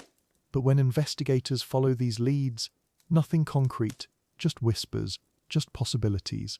The mystery deepens with each failed search, each dead end, each generation that passes without answers. By 1650, the lost colony exists more in legend than memory. A cautionary tale parents tell children about what happens when you venture too far from civilization. The silence grows heavier as decades pass. What started as temporary separation becomes permanent mystery. The colonists who carved Croatoan into that tree, they become ghosts. Phantom Americans who existed briefly, intensely, then vanished into the continental vastness. Their absence becomes more powerful than their presence ever was, more haunting than any documented tragedy could be, because we know they existed. We have their names, their ages, their relationships, but we don't know their endings, don't know whether to mourn them or celebrate their escape. John White emerges from this story as genuinely tragic. Not a villain, not incompetent, just unlucky, caught between imperial ambitions and family obligations, between duty and love, between reasonable plans and unreasonable circumstances. He'd promised to return quickly, meant to keep that promise. War intervened, politics intervened, economics intervened. The gap between intention and reality swallowed 3 years of his life, then all the remaining years. He dies carrying guilt that belonged to larger forces, historical currents beyond any individual's control. His colonists float in that strange space between history and legend, now real enough to have names and birth records, documented enough to fill passenger lists and supply inventories, but vanished enough to fuel 4 centuries of speculation. They're America's first missing persons case, our first great historical mystery, suspended between what we know happened and what we'll never know happened, between English dreams of empire and American realities of survival, between Old World identities and New World possibilities. Their legacy isn't failure, it's transformation. They represent every immigrant's deepest fear and greatest hope, disappearing into America so completely that the old country becomes irrelevant. Maybe they found what later colonists would struggle for generations to achieve. Maybe they became American before America existed. Maybe that carved word Croatoan wasn't a cry for help, but a declaration of independence, a new destination, a new identity, a new beginning that required leaving the old completely behind. Maybe disappearing was their greatest success. Traces and theories, fragments of the past. 4 centuries later, and still the questions echo. What happened to those 117 souls? Where did they go? The silence left behind has been filled with theories, speculation, fragments of evidence that tantalize but never quite satisfy, scattered across the decades, clues that might mean everything or nothing at all.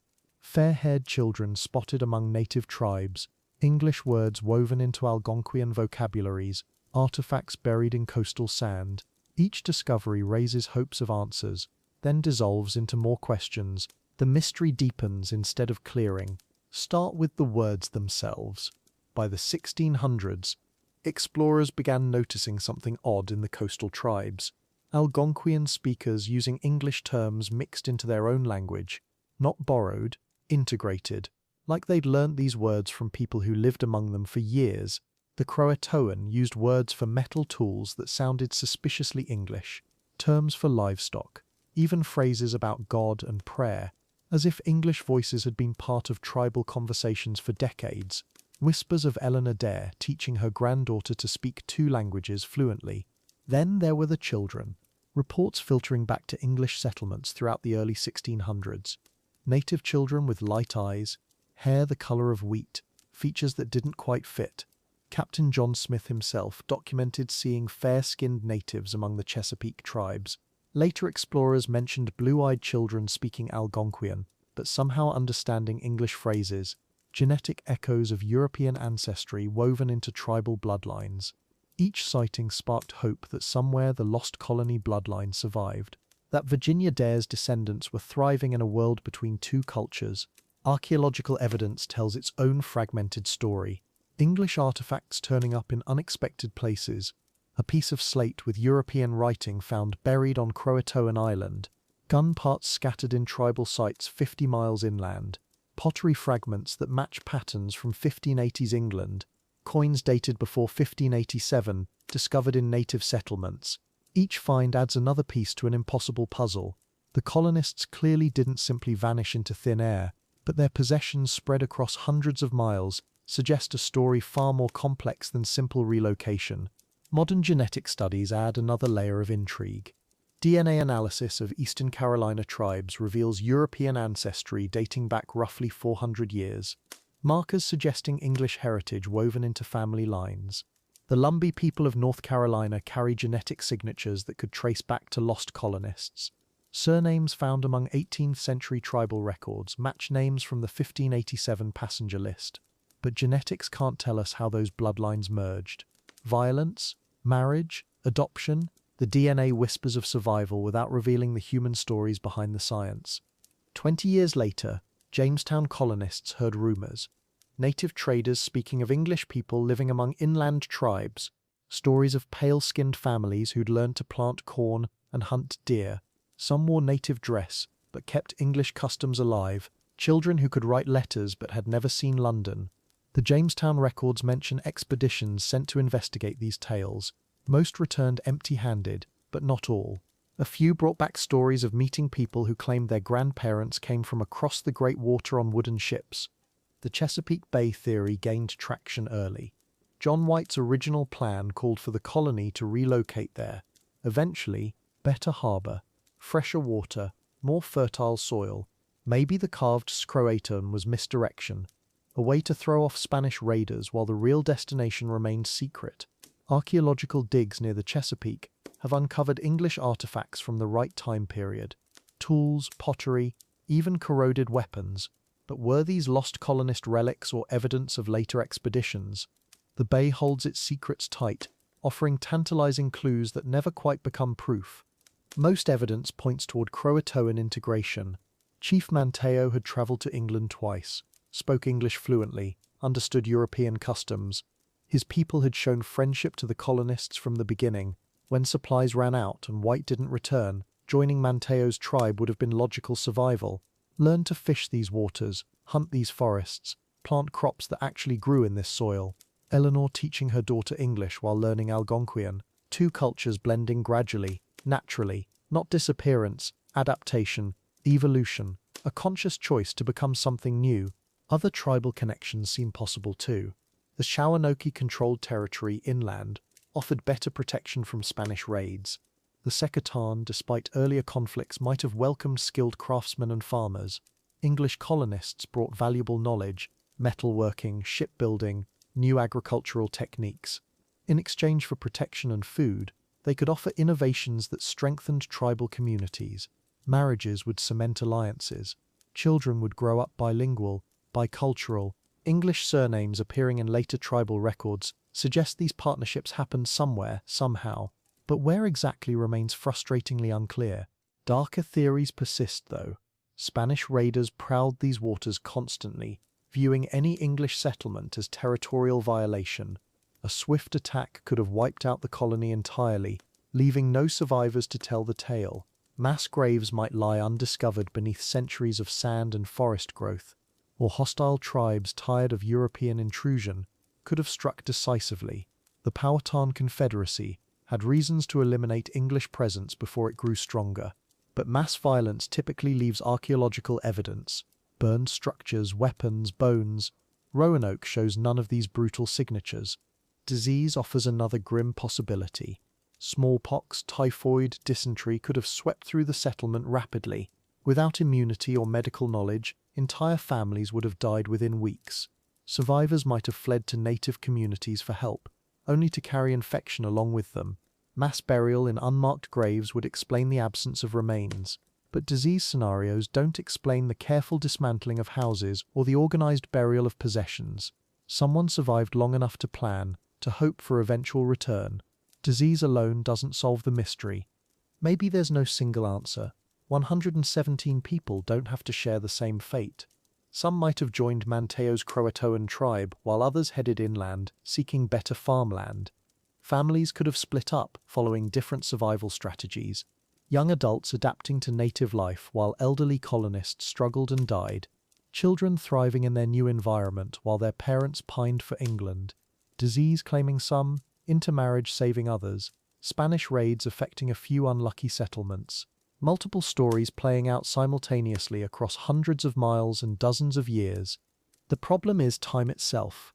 400 years of storms, floods, development and change, archaeological sites buried under shopping centres, tribal territories disrupted by European expansion, oral histories lost as communities scattered or died out, documents destroyed in wars and accidents, DNA diluted through generations of intermarriage. The very landscape where evidence might exist has been transformed beyond recognition. We're trying to solve a 16th century mystery with 21st century tools, but most of the clues vanished centuries ago.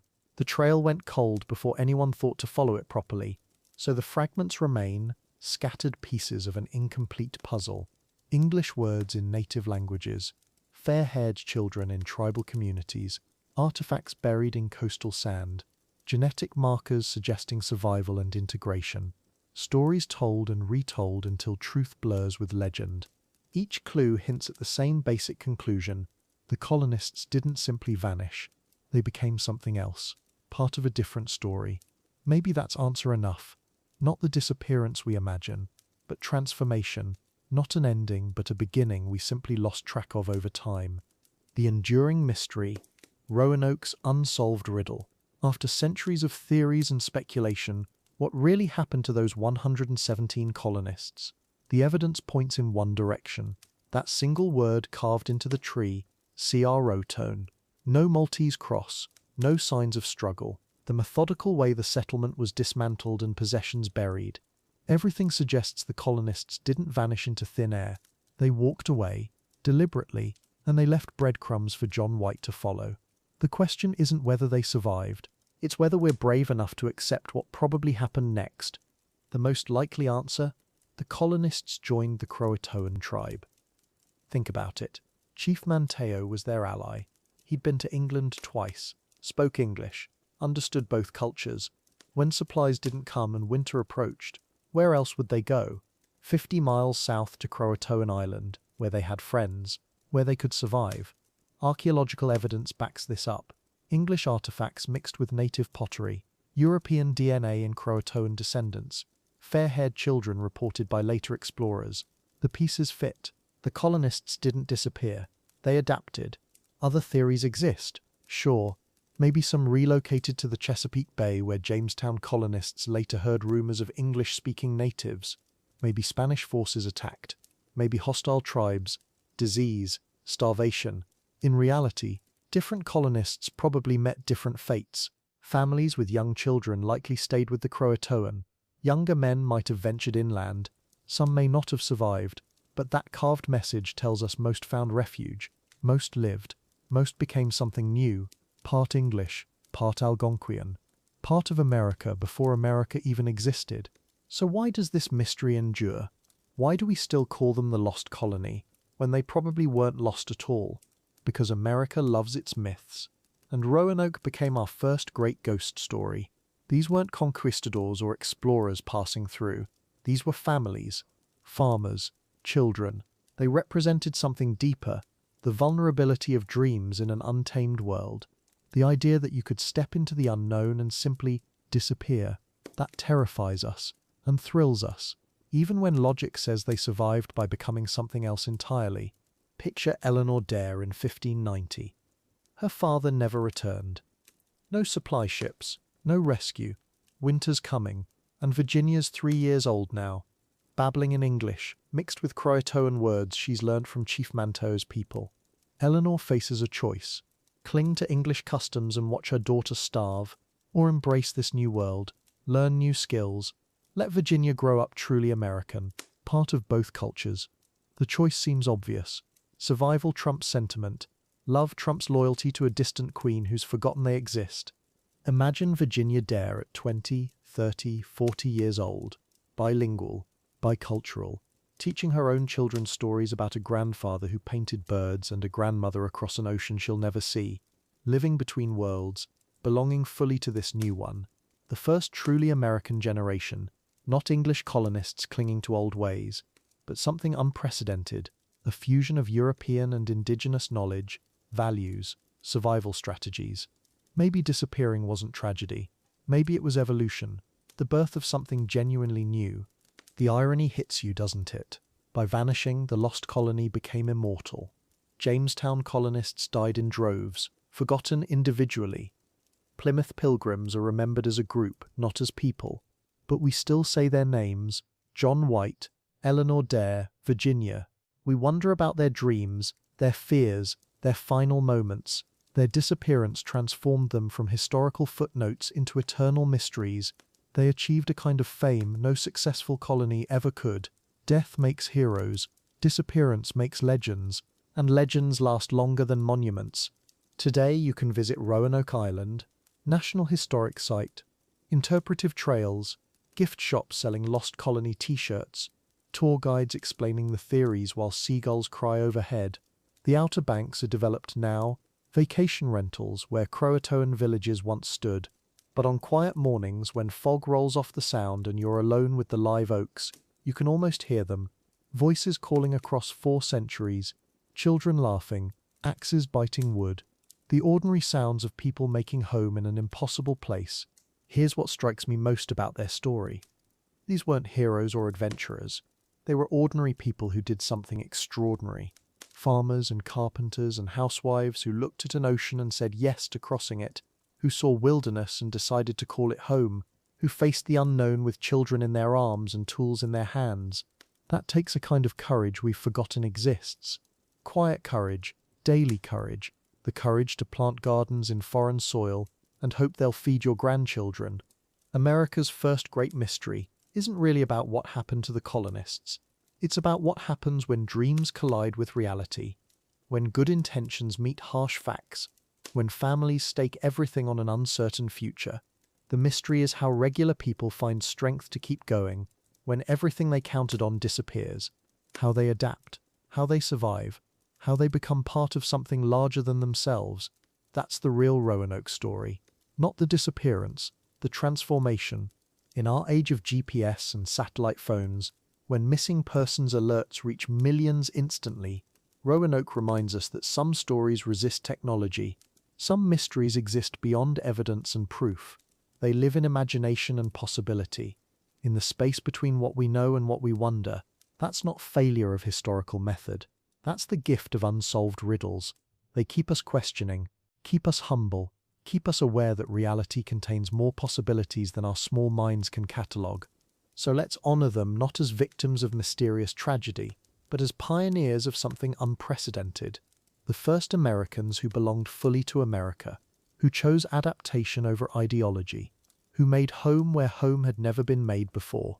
Eleanor Dare and her daughter Virginia, becoming Croatoan. John Chapman the carpenter, teaching English woodworking to Algonquian craftsmen. Children growing up with feet in two worlds, hearts belonging to the new one they were creating together. That's not loss, that's birth. The Lost Colony asks us to imagine bravery differently, not as charging into battle but as choosing trust over fear when strangers offer help, not as conquest but as collaboration, not as English victory over wilderness, but as English willingness to become part of something larger. Their disappearance from English records might have been their graduation into American ones. Sometimes getting lost is actually getting found. Sometimes vanishing is actually arriving at exactly where you're supposed to be. And with that thought, let the mystery settle into peaceful rest. 117 souls who stepped off the edge of the known world and discovered they could fly, who chose hope over fear, adaptation over stubbornness, tomorrow over yesterday. Their story ends not with answers but with questions that cradle us towards sleep. What would we choose? How would we survive? What would we become? In dreams, all mysteries dissolve into possibility, and possibility is the most restful truth of all. Sleep well.